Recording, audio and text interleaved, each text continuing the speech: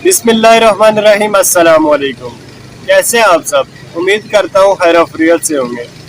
बड़ा ही tough time, बड़ी मुश्किल सिचुएशन इस टाइम पाकिस्तान की और उन भाइयों की जो कि सैलाब की जद में आ गए, क्योंकि इस दर्द को वही इंसान महसूस कर सकता है जिस पे ये हालात गुजरे हों या जिसने देखे हों या जो इस सिचुएशन को फेस कर रहा है। क्योंकि मैं बखूबी इस सिचुएशन को महसूस कर सकता हूँ, इस दर्द को समझ सकता हूँ, क्योंकि ये हालात मैंने खुद अपनी आंखों से देखे, अपने पे ये गुजरे हुए। अगर वो हालात मैं आपसे बयान करूँ तो शायद आपको अपना वक्त याद आ जाए, अपना टाइम याद आ जाए, तो इन भाइयों का दर्द भी आप समझ सकते हैं। 2005 में कुछ ऐसा होता है कि सुबह सुबह हम उठते हैं, सब नाश्ता करते हैं और स्कूल के लिए रवाना हो जाते हैं। हमारी सोच में भी ये बात नहीं होती, वो सिचुएशन नहीं होती कि ना उससे पहले कभी हमने ऐसी हालात देखे थे, ऐसी सिचुएशन देखी थी। फर्स्ट टाइम था तो ज़मीन ज़ोर ज़ोर से हिलती है। ज़लज़ले का हमारे माइंड में भी नहीं था कि ज़लज़ला भी होता है। तो कुछ ही देर बाद हम सामने देखते हैं तो सामने से घर इस तरह से गिर रहे होते हैं। वो वीडियोस, वो चीज़ मेरी आंखों के सामने से इस तरह से गुजरती है और अभी भी, और वो दर्द मैं बयान नहीं कर सकता हूँ। जैसे ही हम रवाना होते हैं घर के लिए तो रास्ते में हम लोग क्या देखते हैं, 5-5 फीट के होल होते हैं जो कि रोड के अंदर गैप आए होते हैं 5-5 फीट के। और उस रास्ते में बड़ी बड़ी चट्टानें, बड़ी बड़ी पहाड़ियाँ गिरी होती हैं और बड़ा ही मुश्किल टाइम होता है, बयान नहीं कर सकता हूँ। क्योंकि उस टाइम में यही सोच रहा होता हूँ कि घर के क्या हालात होंगे, घर में क्या मुश्किल गुजरी होगी, इस बात का पता ही नहीं होता। और जैसे जैसे हम घर के करीब जा रहे होते हैं तो आगे से हमारे भाई और कुछ और लोग आ रहे होते हैं हमें लेने के लिए। तो जैसे उनको देखते हैं तो बड़ी खुशी होती है, तो वो हमें बताते हैं कि घर में जानी नुकसान कोई नहीं हुआ, घर थोड़े डैमेज हुए, तो बड़ी थोड़ी खुशी महसूस होती है। और जैसे ही जाके अपने घर को आंखों से देखते हैं तो बहुत ज़्यादा खुशी महसूस होती है। और जैसे जैसे टाइम गुजर रहा होता है ऐसे ऐसे खौफ बढ़ रहा होता है सबके माइंड के अंदर, सबके दिल के अंदर। क्योंकि जैसे जैसे रात करीब आ रही होती है आप सोचते हैं कि रात कैसे गुजारेंगे, क्योंकि उन घरों के अंदर रहना बड़ा मुश्किल होता है।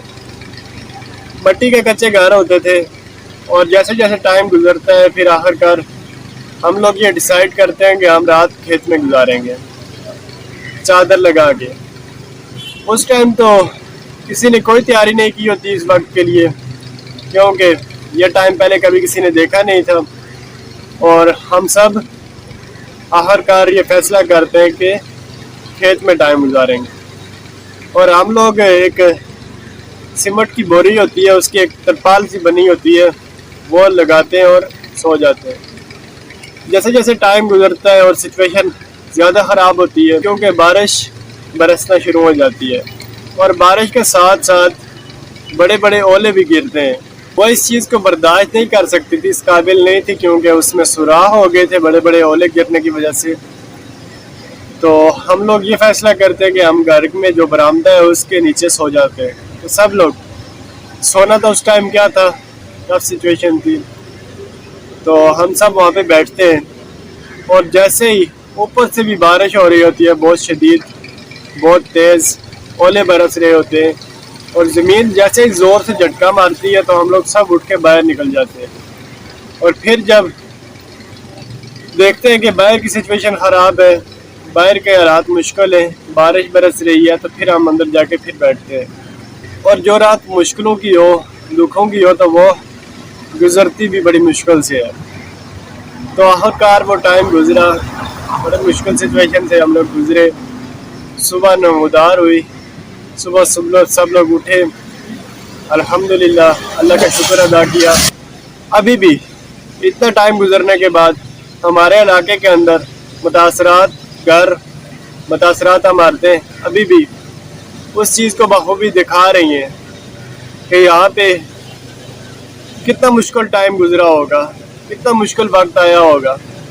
लेकिन मुश्किल टाइम हर एक के ऊपर आता है, मुश्किल वक्त में दूसरे का साथ देना ये हम सब का हक बनता है।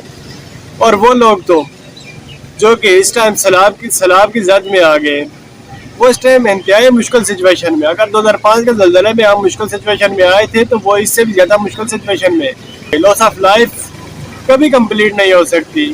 ان کی زندگی میں وہ دکھ ہمیشہ کے لیے رہے گا. لیکن ہم مالی امداد جتنی ہو سکے ان بھائیوں کی کریں.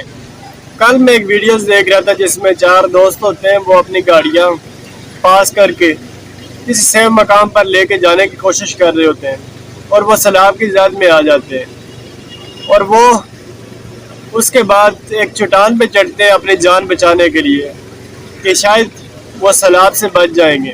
اور وہ سیلاب, وہ پانی اتنا گہرا ہو رہا ہوتا ہے کہ وہ آخرکار ایک ان میں سے بچ جاتا ہے کیونکہ اس نے اپنے ساتھ رسیاں باندھی ہوتی ہیں, اور دوسرے جو ہوتے ہیں انہوں نے وہ رسی پکڑی ہوتی ہے, کیونکہ اس ٹائم کچھ سمجھ نہیں آ رہا ہوتا.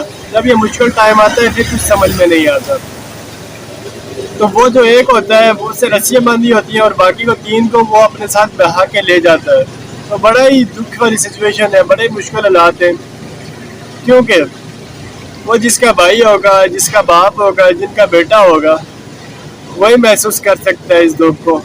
تو آپ سب سے میری گزارش ہے کہ آپ سب ان بھائیوں کا, ان بہنوں کا جو بیگار ہو گئے, جو کہ اس ٹائم اس مشکل سچویشن سے لڑ رہے ہیں, ان سب کی مدد کیجیے, مالی مدد کیجیے. آپ کے پاس جتنا بھی ہے, اپنے آپ کو اتنا نہ سمجھے کہ ہم اس قابل نہیں ہیں یا ہمارے پاس اتنے حالات ٹھیک نہیں ہیں. آپ کے پاس اگر 3 ٹائم کا کھانا ہے اور چھت ہے تو کافی ہے. الحمدللہ, اللہ تعالیٰ کا شکر ادا کریں. اگر آپ کے پاس یہ تمام چیزیں ہیں تو آپ 65% لوگوں میں شمار ہیں.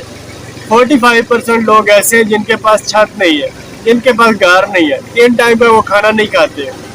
تو پلیز ان لوگوں کا ساتھ دیجیے اس مشکل ٹائم میں, اس مشکل حالات میں. آپ کے پاس جتنا ہو سکتا ہے, جتنا بھی ہو سکتا ہے, چاہے وہ ایک کپڑا ہی کیوں نہ ہو, چاہے وہ 1 روپیہ ہی کیوں نہ ہو, ان لوگوں کی مدد کیجیے, اللہ کے راستے میں دیجیے. اللہ تعالیٰ آپ کو اس کا اجر عطا کرے گا. تو اپنا بہت بہت خیال رکھیے گا. ملتے ہیں نیکسٹ ویڈیوز میں, تب تک کے لیے اللہ حافظ.